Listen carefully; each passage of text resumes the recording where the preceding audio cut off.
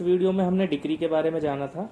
इस वीडियो में हम कुछ बेसिक डेफिनेशन के बारे में जानेंगे। तो सबसे पहले हम शुरुआत करते हैं डिक्री होल्डर से।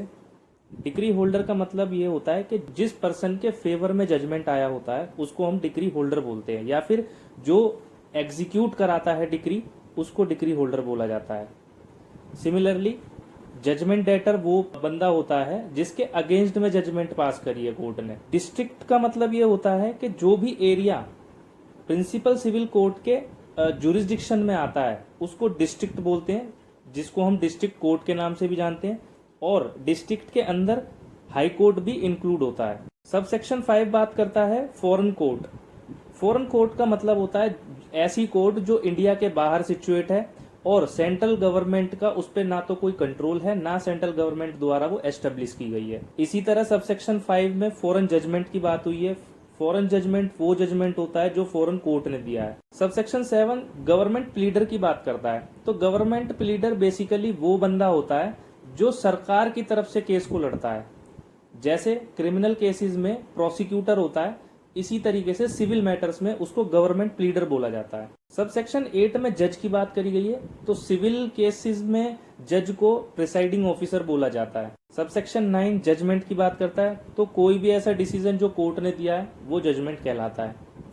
अब मोस्ट इंपोर्टेंट आता है कि सबसेक्शन 11 कि भाई लीगल रिप्रेजेंटेटिव कौन होगा।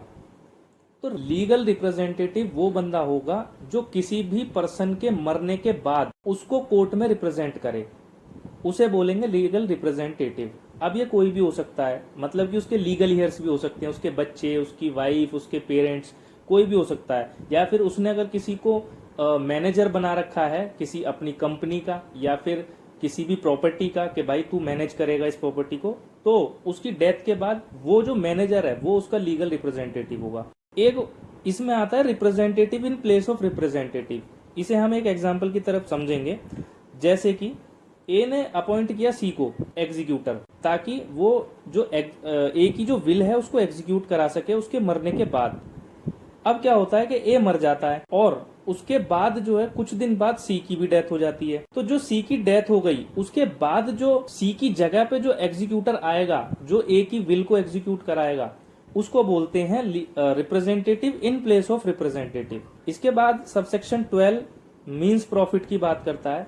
देखो मींस प्रॉफिट क्या होता है कि इलीगल पोजेशन अगर किसी ने किसी की प्रॉपर्टी पे कर लिया और उस प्रॉपर्टी से वो जो भी बेनिफिट या जो भी प्रॉफिट जनरेट हो रहा है, रेंट, इस तरीके के जो भी प्रॉफिट आ रहा है उसको बोलते हैं मींस प्रॉफिट।